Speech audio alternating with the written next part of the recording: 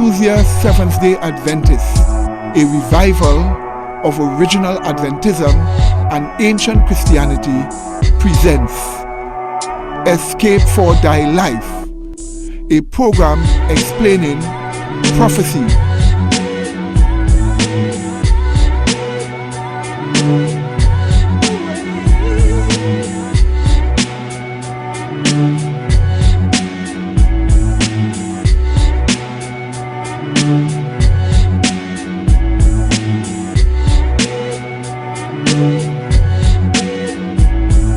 current affairs,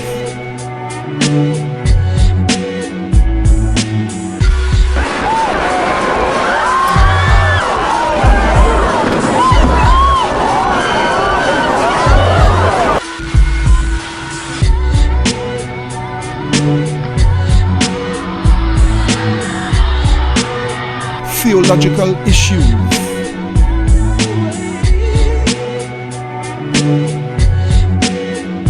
rights and freedoms,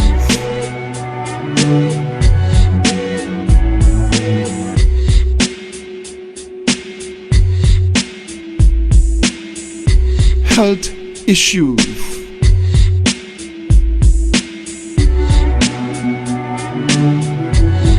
natural disasters,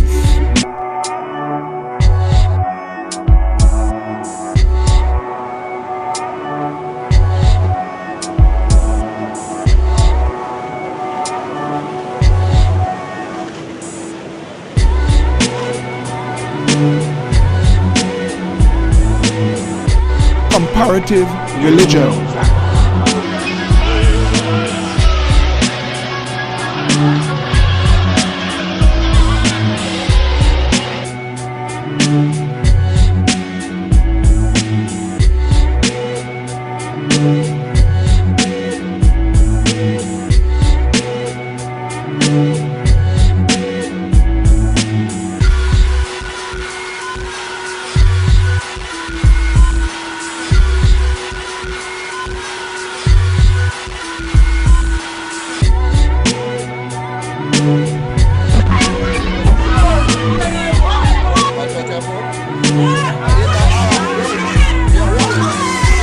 pioneer history,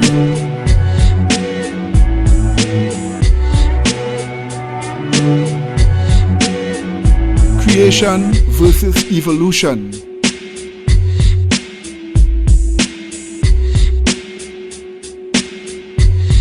escape for thy life. Good day, this is Brother Medina for Tuesday Seventh-day Adventist, and please let us start with a word of prayer. Loving Father, please be with us as we enter into this program. Bless all our listeners and may they all be prepared for what is coming. In Jesus' holy name we pray, with thanksgiving unto thee. Amen. Well, our topic for today is conspiracy against foods. Conspiracy against foods. And the topic clearly explains that there has been a great conspiracy hatched against the foods that we eat to deteriorate our foods, and by that deteriorate our health. All this is a part of the New World Order plans. Yes, my dear people. And these plans have been clearly written in documents over the years. So pay careful attention as we go into this. Now our Bible tells us in 2 Timothy chapter 3 and verse 1, "This know also that in the last days perilous times shall come." And these are the days in which we are living. We are living in a period of this earth's history when there are perilous times.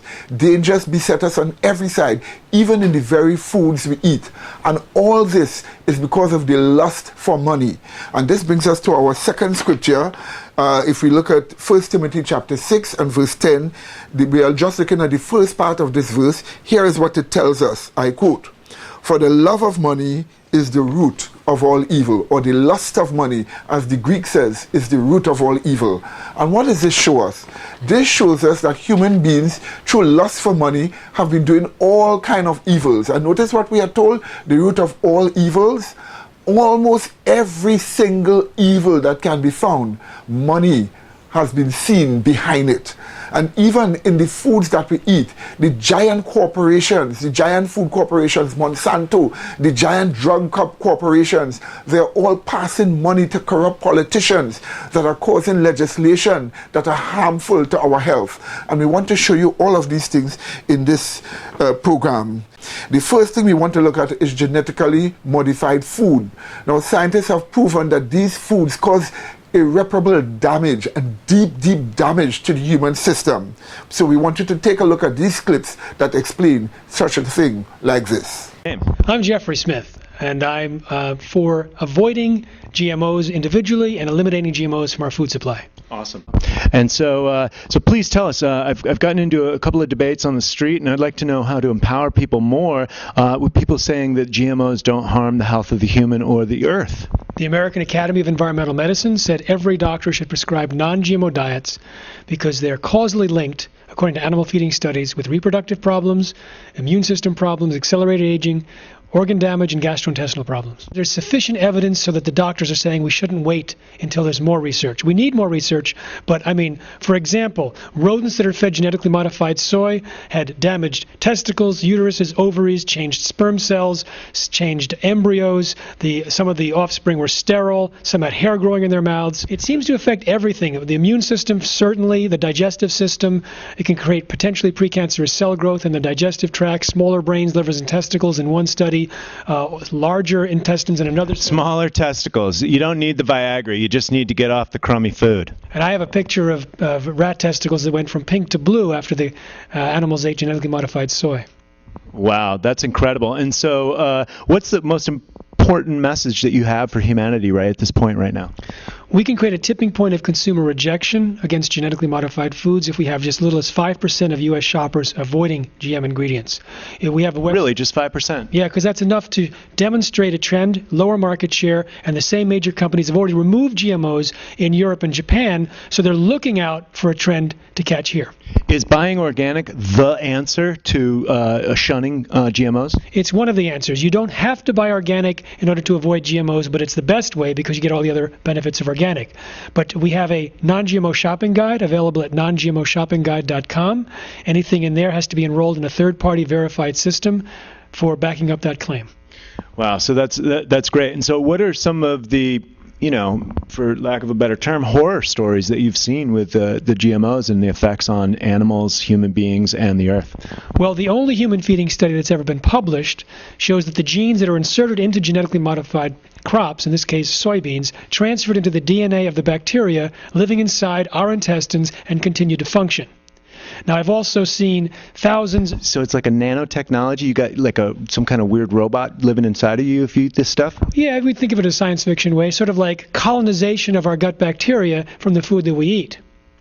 Now, I also know that thousands of farm workers in India are getting rashes and allergic and flu-like symptoms when picking the genetically modified cotton that's engineered to produce an insecticide. Now, it's also corn that's engineered to produce an insecticide, which is called BT, or Bacillus thuringiensis, which is from a soil bacterium, and it breaks open the stomach of insects and kills them. Now, it's used in organic agriculture, it's used in forestry as a natural spray. But it doesn't mean it's safe. In fact, when it was sprayed... Like DDT? Yeah. When it was sprayed for gypsy moth infestation in Washington and Vancouver, about 500 people reported allergic and flu-like symptoms. Some had to go to the hospital. Now those same symptoms are being experienced by the people picking the cotton in India. Oh my God. There's poison in our food and our soil. Genetically modified plants, unlike drugs, reproduce, and once released into the environment, cannot be controlled. Using biotechnology to produce food is not new.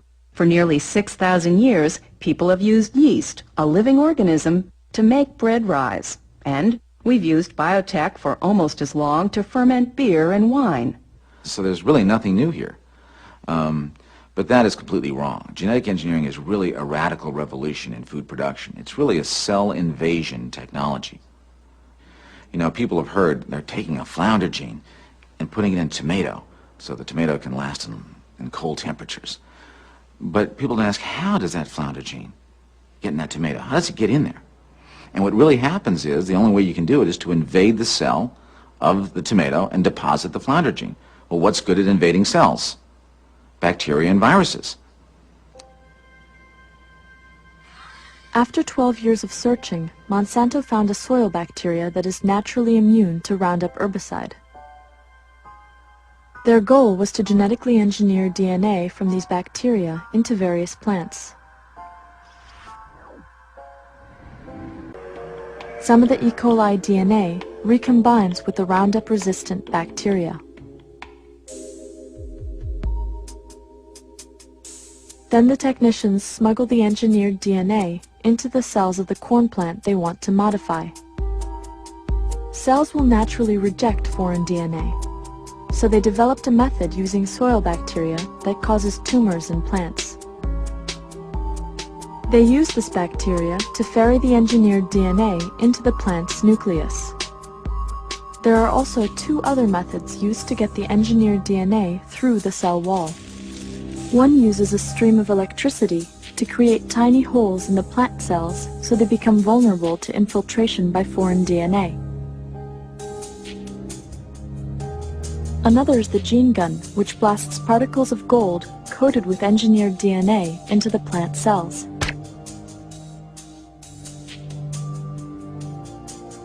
Each of these three methods needs a promoter gene that turns on the desired characteristics. The promoter gene is often extracted from the cauliflower mosaic virus. This capacity of bacteria and viruses to invade mammals in different ways is what really has a lot of people edgy about biotechnology, because that's really what the tools are all about. In order to move genetic material from one organism to another that don't normally cross, you've got to sort of behave like bacteria and viruses and invade into the cells and become established, just like the virus must become established. And they do one more thing. They attach to that an antibiotic marker system. The antibiotic marker is a gene which is naturally resistant to a specific antibiotic, so later they can test whether the genetic cassette is being expressed. The most cataclysmic force in the food system right now is the fact that the medical community is just terrified about the loss of antibiotics. No one really understands how using antibiotic marker genes in genetic engineering techniques might contribute to the problem. The biomedical community on a worldwide basis is absolutely focused on this problem now.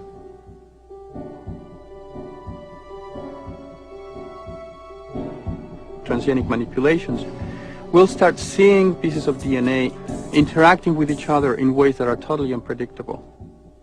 We have now learned that genes function in complex networks, and a single gene can express or influence many traits.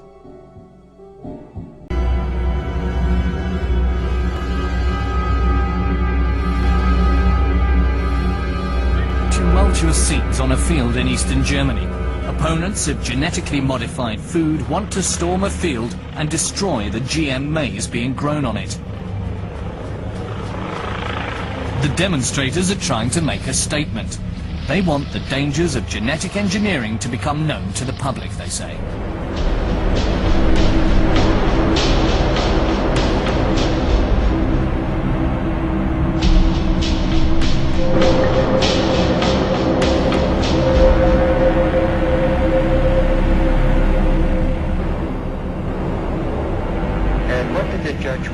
After 2.5 weeks of trial, he said it didn't matter how Monsanto's genetic altered canola got into my field.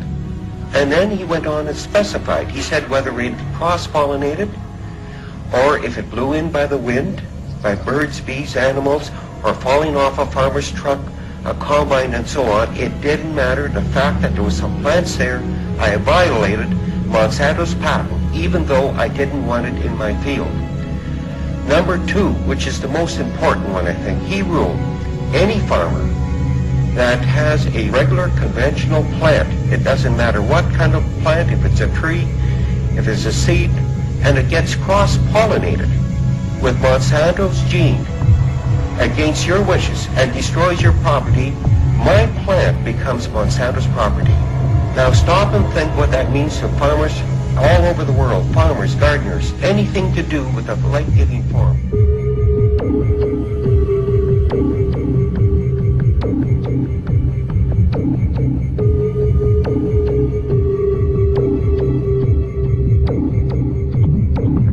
Well, over the last 2 years, I've worked with more than 30 scientists to collect all the known health risks of genetically engineered foods. And we found thousands of sick, sterile, and dead animals, thousands of people linking toxic and allergic type reactions to these foods, damage to virtually every system in lab animals studied, and numerous ways in which these foods can create unpredicted side effects. We found that the actual assumptions that were used as the basis for safety claims, most of them have proven untrue.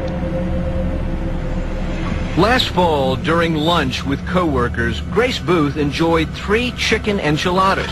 The food, she recalls, was very good, but then something went very wrong. I felt my chest getting tight, and it was hard to breathe. She didn't know, but she was going into shock.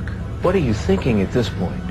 I thought, oh my God, what is happening to me? What is going on? Something is very, very wrong. I felt like I was going to die. In the emergency room in nearby Oakland, the diagnosis was severe allergic reaction. And from here, Grace Booth's story reached official Washington. At the time, the national corn market was in an uproar. Starling, a gene-modified corn not approved for human food, had been found in taco shells, and recalls were emptying the shelves of corn products. The fear was possible allergic reactions. If I want a bowl of cornflakes, I want to know that it's safe to eat a bowl of cornflakes. Do you feel that level of safety right now? Absolutely not.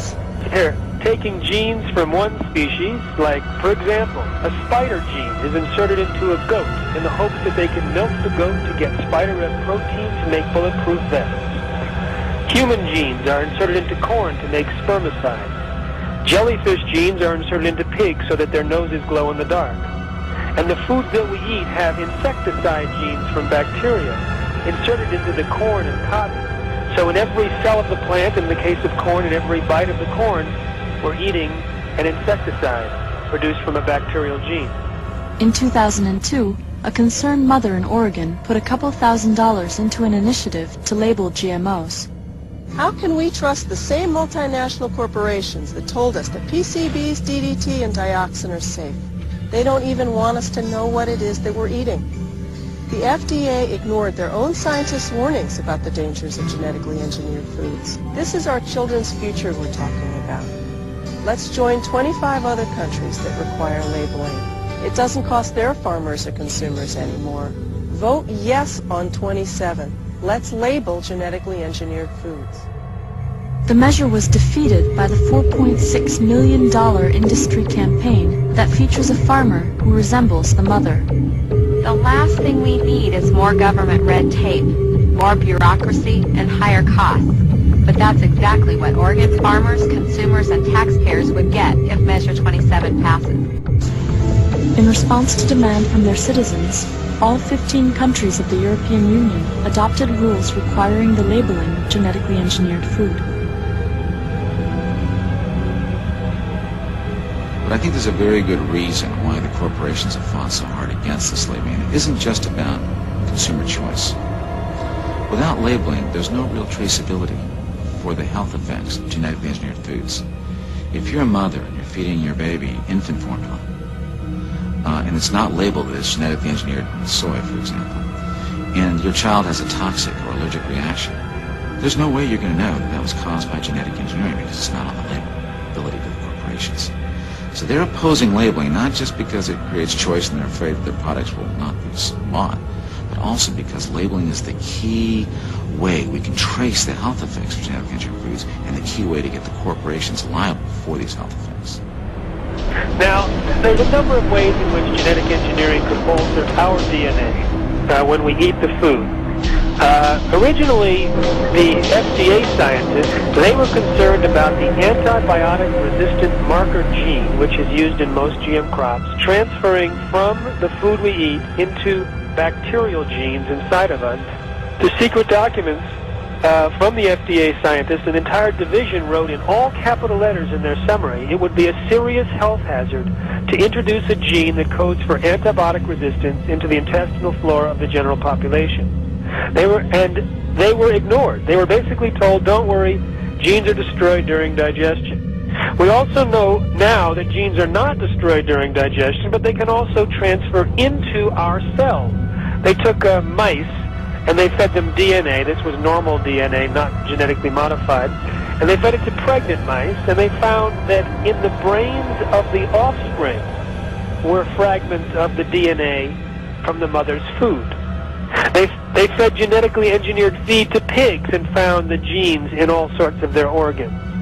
So if we eat genetically engineered crops, we might end up with the genes not only in our gut bacteria, but in our cells, possibly integrating into the DNA and influencing our cells.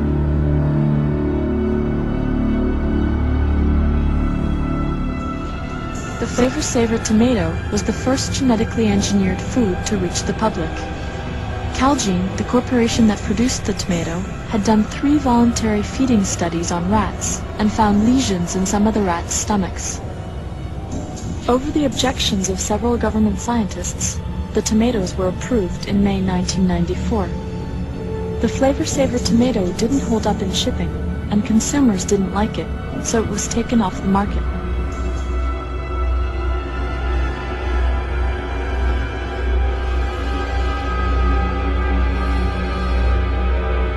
Now, when genetically modified soy was fed to mice and rabbits, they had damage in virtually every organ that was studied. And what was particularly interesting was that the young sperm cells were altered, the embryos were altered, and when rats were fed genetically engineered soy, more than 50% of the offspring died within 3 weeks. The FDA has no safety test requirements for genetically engineered foods. Why not? Because in 1992, they came up with a policy. And in the policy, it had a statement that said the agency is not aware of any information showing that these foods created from these new methods differ in any meaningful or uniform way. On that basis, they said the companies themselves can determine if the foods are safe. They don't even have to tell us if they're introducing a genetically engineered food into the market. Now, 7 years later, 44,000 documents were made public from the internal files of the FDA, showing that that sentence was a lie. The person in charge of policy at the FDA was Michael Taylor, Monsanto's former attorney and later Monsanto's vice president. And the FDA was under orders from the White House to promote the biotechnology industry.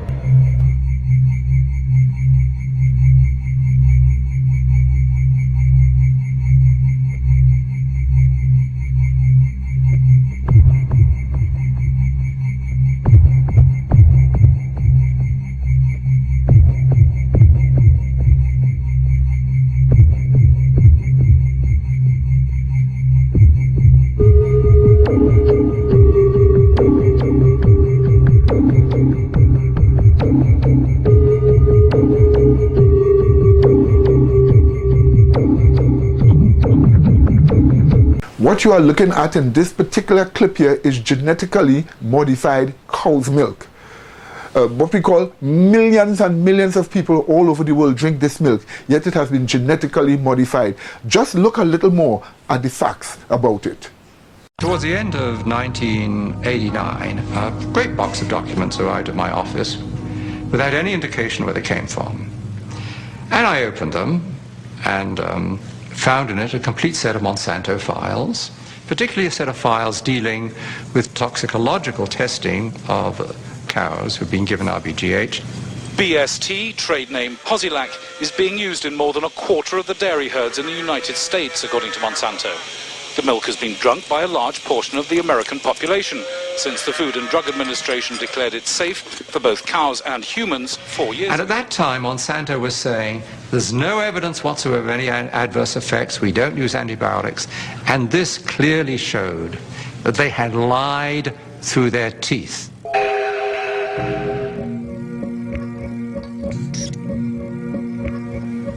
The files described areas of chronic inflammation in the heart, lung, kidney, spleen, also reproductive effects, also a whole series of other problems. The most comprehensive independent assessment of the drug concludes that BST results in unnecessary pain, suffering and distress for the cows. This is not acceptable for a drug designed simply to increase milk production. It is a silly product. The industrial world is awash in milk. We're overproducing milk. We actually have governments around the world who pay farmers not to produce milk. So the first product Monsanto comes up with is a product that produces more of what we don't need. Of course, you'll want to inject Posilac to every eligible cow, as each cow not treated is a lost income opportunity. But the problem was that use of the artificial hormone caused all kinds of problems for the cows. It caused something called mastitis, which is a very painful infection of the udders. When you milk the cow, if the cow has bad mastitis, some of the, and I don't know how to say this in a, I hope people aren't watching at dinner time, but the pus from the infection of the udders ends up in the milk, and the somatic cell count, they call it, the bacteria count inside your milk goes up. There's a cost to the cows. The cows get sicker when they're injected with RBGH. They're injected with antibiotics. We know that people are consuming antibiotics through their food, and we know that that's contributing to antibiotic-resistant bacteria and diseases. And we know we're at a crisis when somebody can go into a hospital and get a staph infection and it can't be cured and they die. That's a crisis. Bad for the cow, bad for the farmer, bad potentially for the consumer. Yes, my dear people, what you have seen are true, and there are more dangerous things that are taking place. We would bring you knowledge of these things as they come up. But God wants us to be in good health. This is why we are being warned. In the third epistle of John, if we look at verse 2, here is what we are told. I quote, "Beloved, I wish above all things that thou mayest prosper and be in health, even as thy soul prospereth." So even as our spiritual experience is prospering, God wants us to prosper in physical health. This is the reason why we are being given these warnings. And furthermore, if we look at 1 Corinthians chapter 10, and we look at verse 31, here is what we are told again. It says this, "Whether therefore you eat or drink, or whatsoever ye do, do all to the glory of God." Yes, my dear people, God wants you to eat and drink to His glory. This is the reason why you are being warned to take care of your health. Look at what is on your grocery shelf. Read the labels. See very carefully. If there's MSG on it, it's not good. Put it back. Take something without MSG on it. Furthermore, if you have evidence of genetically modified food before you don't use it, it is definitely not good for your health. And in the meantime, use your health products while there's opportunity to use it. Learn your natural herbs in your yard that you can use it for yourself, because these things are being outlawed slowly but piecemeal by piecemeal all over the world. Now you can call us at 625-0446, 625-0446, and we will give you further information. How? We have a new movie out, a new DVD documentary out, and the name of it is Fast Foods, Fast Death. It's about an hour and a half long. Fast Foods, Fast Death. If you call us at the number we have given to you, 625-0446, we will send you this program plus this new documentary, Fast Foods, Fast Death, that is out. All you have to do is to call us at 625-0446 and ask for Fast Foods, Fast Death, and we will give you that DVD plus this program with it. And what you're seeing on the screen here now are the web addresses that we have where you can get further information on our programs, teachings, and all the other things that you need to know about Tuesday Seventh-day Adventists. So take down any of these web addresses and search them, and you would get further information. And all these we have told to you is to bless you and to help you prosper. So may God bless you until we meet again. In Jesus' holy name, amen.